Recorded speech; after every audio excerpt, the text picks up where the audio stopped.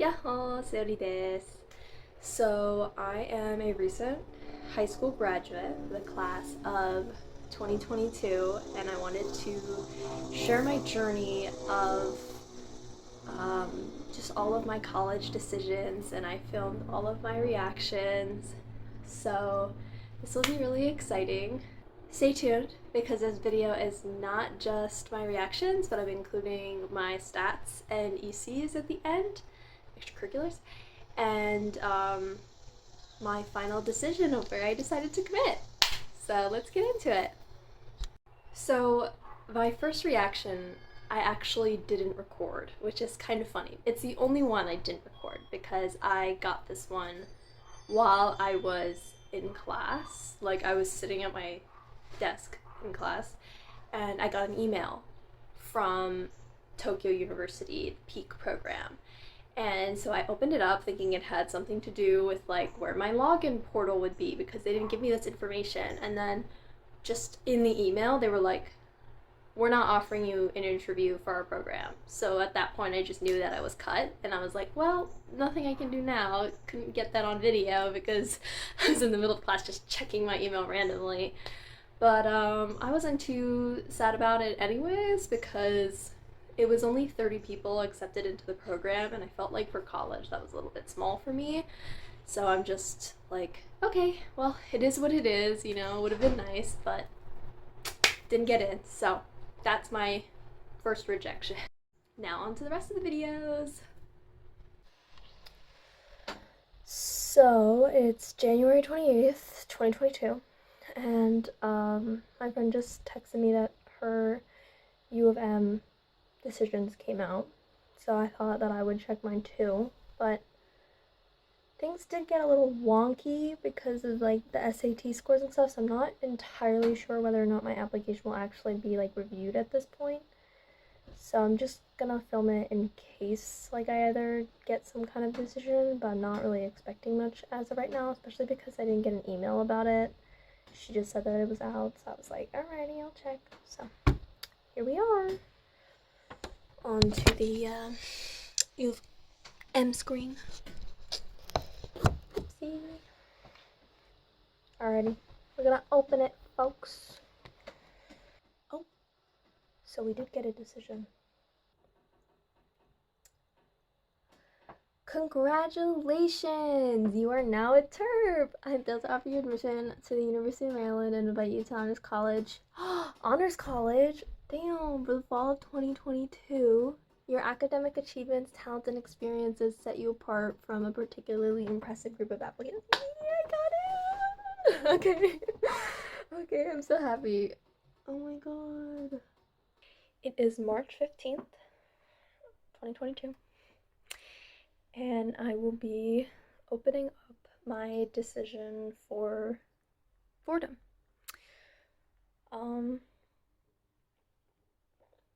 I was considering this to be a safety. I kind of applied last minute, so I won't be too bothered whether or not I get in. So let's find out. My admission decision is here. Let's open it.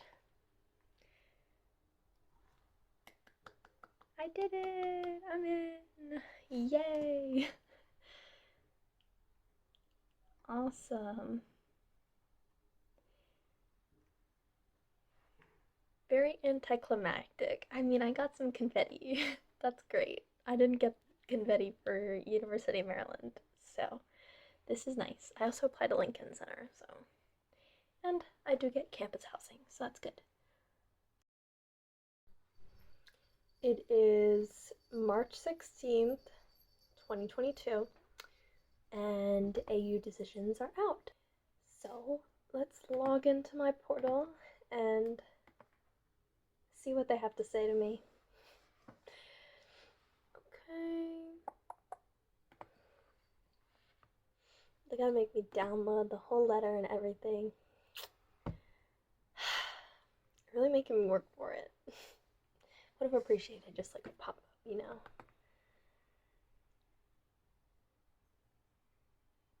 Hey, first word is congratulations. That's a good sign.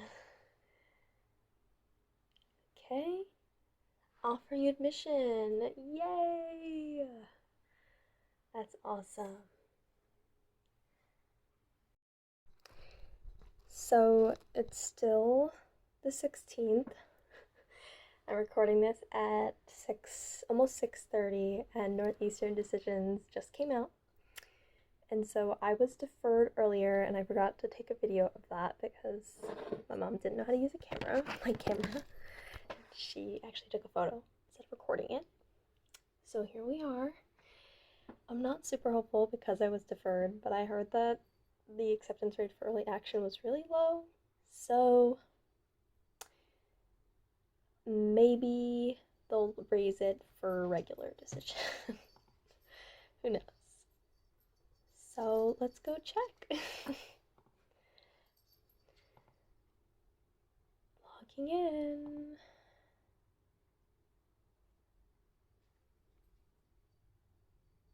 Okay, I was waitlisted. Heart's been broke so many times. It's okay. I can live with it. I have to decide whether or not I want to put myself on the wait list. Hey, Seori from the future. So I wanted to let little me know that I did actually put myself on the wait list for Northeastern, and I was accepted off wait list. But they accepted me to the NU Abroad program, which meant that I had to spend my first semester outside of Northeastern, and my only two options at that point were Scotland or California, and I don't really consider California to be studying abroad. And then particularly for my major, political science, like if I wanted to do that straight off, I would have had to go to California because Scotland. Yeah, it is what it is. Hi, so it is March 18th, 2022, and it's almost 5:30. Johns Hopkins decisions came out about like 2-ish hours ago. This is definitely a reach school for me, so I'm kind of nervous. Yeah, I've been mentally preparing myself to be rejected all day. It's okay. I can deal with it.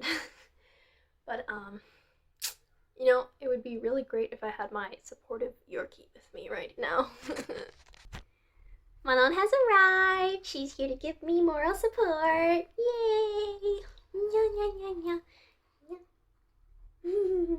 Yes, okay. Oh, yo, put you down. Okay, Manon, sit. Yeah, good girl.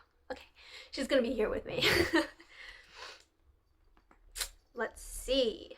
Ooh, admissions decisions are out. Thank you for your interest in Johns Hopkins. We regret to inform you that we are not able to offer you admission. Womp womp womp. Well, it is what it is. Rejected. Thank you for being my moral support. Oh my gosh. Hi everybody. So it is March 25th, 2022, and I'm at the diner with my friends. Hell yeah. Say hi everybody. Hi everybody. Hello. I'm Golan, remember me in 20 years. I'm opening up today's decision for Bryn Mawr. Yay. Sophia is here. Sophia was here. Sophia was here. Okay. I'm still here. Let's open Golan it up is and see still what they have actively to say. here. View your update. Yay! I can't see the computer. It says congratulations. Oh yay! There's the confetti. Confetti. That's so nice. Yay! Oh, they're also giving me a scholarship. Oh, whoa! In what Wow. subject? Yay! Hi y'all. It is March 26th, 2022, and I'm at my friend's house. Say hi, friend. Hello. And William and Mary decisions came out, and it's a Saturday. Like, that's crazy. I've always don't expect them to be on weekends for some reason. But it is. So let's open it and find out. Log in. Let's view our update. Rejected. Oh no! Womp womp womp. It's okay. Editing. Seori back at it again. So when I first opened this college decision, I didn't read the full letter because I was with my friend and I just wanted to get it over with. I didn't see a congratulations. I was like, all right, enough with the bad vibes, we're leaving. But later I went home and I actually read the letter and I realized that I was waitlisted and not rejected. So yeah, but I didn't put myself on the wait list, so I would consider that to be a rejection because I wasn't accepted, if that makes sense. But if anyone is curious, for William & Mary, I was not rejected, I was waitlisted, so yeah. It is March 29th, 2022, and Tufts decisions are out, so I'll be taking a look, I guess. Alrighty, view update.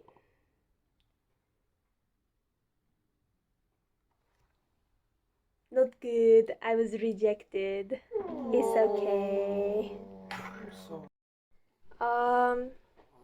Still March 29th, 2022. Hi, Mano. And we're checking Georgetown. Let's see how it goes.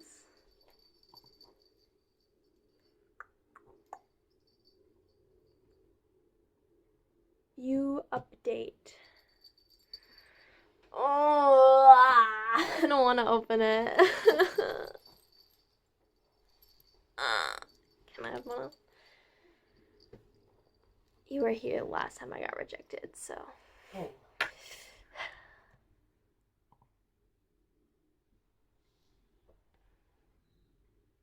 Nope. Aww. Rejected. It is March 30th, 2022, and this is my last American college decision. I'm not ready. This is Barnard, by the way. I'm not ready to be rejected. This is gonna hurt a lot. It's gonna hurt a lot because I really wanted to go here. And I should have applied ED, but I didn't. So here we are. It's like I can feel my heart beating through my chest, even though I know what the result of this is gonna be. It still hurts because I don't. This is gonna be so depressing. I'm depressed. Just for this moment, not like chronically, but just like I feel depressed. You know, they're different things. Okay, let's just stop talking and open this.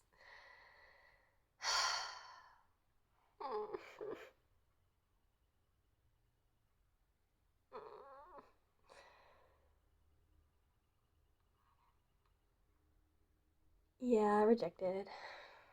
It still hurts though. I knew I wasn't gonna get in, but it still hurts. Now I must cope with reality. That's sad. Walk out the door, you see someone that you know and they ask you how you are, and you just have to say that you're fine when you're not really fine, but you just can't get into it because they would never understand. It is April 14th, 2022, and it's April 15th in Japan, and we're finally opening up SIL's, Waseda University's SIL's program. Hoping that I get in, you know, fingers crossed and stuff.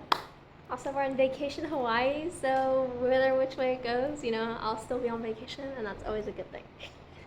So let's check. Dun dun dun dun dun dun dun dun. Practical application. Uh-huh.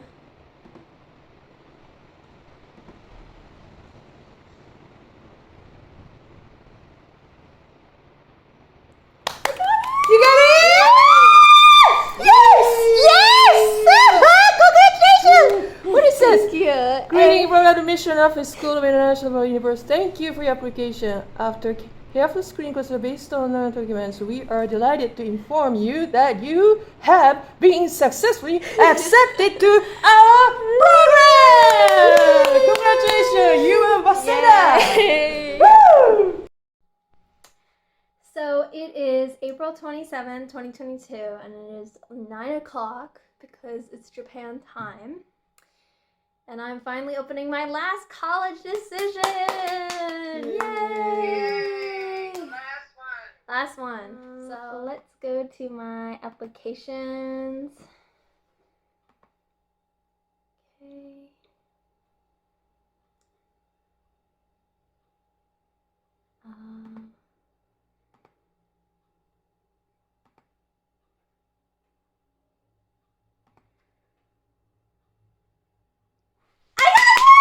Yay! It said accepted. Yeah.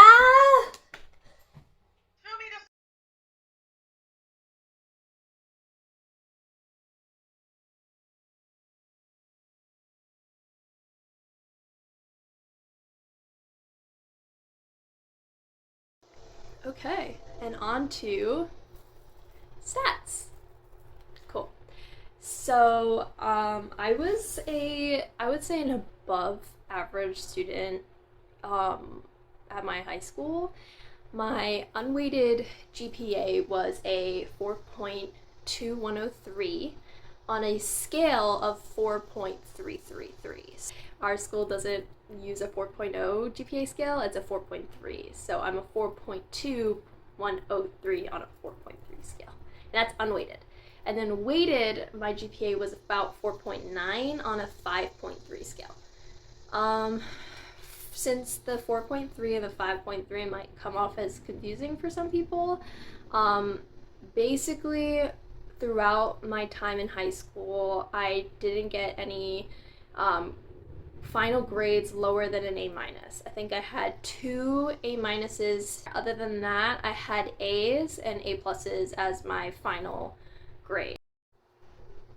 SAT score. So I took the SAT twice. Once in December of 2020 and once in March 2021. So I wasn't satisfied with the score that I got in December. So I decided, you know what, let's hit the books. I spent all of February, every weekend, doing a practice SAT test, and I was able to raise my score, and during the March test, I managed to get a 1510. And to break that down, that was a 720 in English and a 790 in math. So a lot of schools put a lot of weight on how many AP classes you take, and obviously your GPA is going to reflect how many AP classes that you take. So for me, freshman year, I did not take any APs. Our school does not offer them to freshmen, so I took World History Honors, which allowed me to take the AP test in April. So it wasn't an AP class, but I took the AP test, and I got a 4 on that. So I did end up sending those to colleges because I thought it reflected a good academic standing as a freshman. Like, hey, look, I managed to take this AP test even though I wasn't taking an AP class. So sophomore year, I took 1 AP class. I took AP US History 1. We don't take the test at the end of the year. It's a 2-year program. So I would take the test at the end of my junior year. But it was an AP class throughout all of sophomore, so it counts towards my GPA as a AP weighted grade. Other than that, there were only 2 other, including that one, it's 3, but there were 2 other AP classes available to sophomores. To put that in context, I know a lot of schools, like high schools, offer APs for freshmen and sophomores, but my school is not so much the case. It was 3 maybe for the underclassmen. So yeah. So then junior year, I took 3 APs, one of which was the AP US History Continued, so AP US History 2. And then I took Comparative Government and Politics and AP Calculus AB, not BC, AB. I got 5s on AP US History and AP Comparative Government, and I got a 4 on AP Calculus AB. I sent all of those scores to colleges. And then senior year, I took 2 APs, AP European History and AP US Government and Politics. Other than APs, pretty much all of my classes that I took, like core curriculum, science, math, English, whatever, those were all honors courses.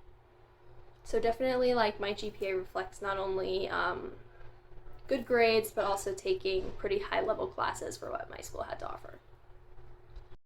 On to extracurriculars. So I think this section is probably where I falter the most, because not only COVID and the pandemic, but I felt like a lot of my extracurriculars didn't really connect to what I wanted to do in college, particularly as a political science major / international relations. So yeah, just take that into account. So the first thing I put on my activities sheet was that I was a member for 3 years and the leader for 1 year of my school's improv club, which, if you don't know what that is, it's like acting without a script. So I was a member for 3 years and a leader for the last year, co-leader. My second thing that I wrote was that I was a TA, or teaching assistant, for a push. You could consider that to be kind of volunteer work. I didn't get any credit for that, and it was 1 period of my day every single day for the year. I was a tutor for about 1.5 years, mostly during online school, with math. I worked over the summer of my junior to senior year, as a camp counselor. I wrote about that in a couple of my supplementals. I also worked as a CIT, like a counselor in training, from in 9th grade, the summer before 9th grade, but I clicked that as 9th grade, and the summer before 10th grade, I clicked that as 10th grade. So, I also mentioned that I take Japanese lessons once a week, pretty much for 6 years now, so like a pretty regular activity that I do. I included that I was part of the select choir at my school in sophomore year,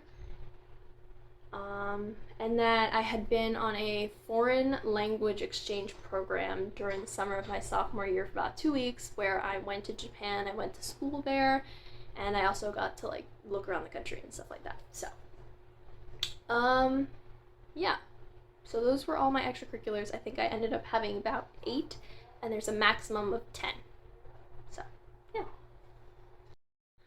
Finally, my Common App essay. So obviously the supplementals are all different, and I'm not going to go into all of that, but nice and easy and simple. For the Common App essay, I chose the write about anything, pretty much, prompt, and I ended up writing about my personal growth with learning Japanese, sort of. So it started off with how I felt belittled by learning the language, and my experience at like certain Japanese summer camps, and feeling like I wasn't good enough, or that like I wasn't Japanese enough because my language skills weren't good, and how that kind of made me feel inferior and that kind of stuff. And then moving on to really studying hard and taking my lessons more seriously, and then having this wonderful experience of my foreign language exchange where I got to study abroad and like live in Japan for just a little bit. But it really opened my eyes to like how much my culture and background and language meant to me. So I sort of tried to forge this connection between how language really pulled me closer or connected me more to my cultural heritage and background. So yeah, that's it.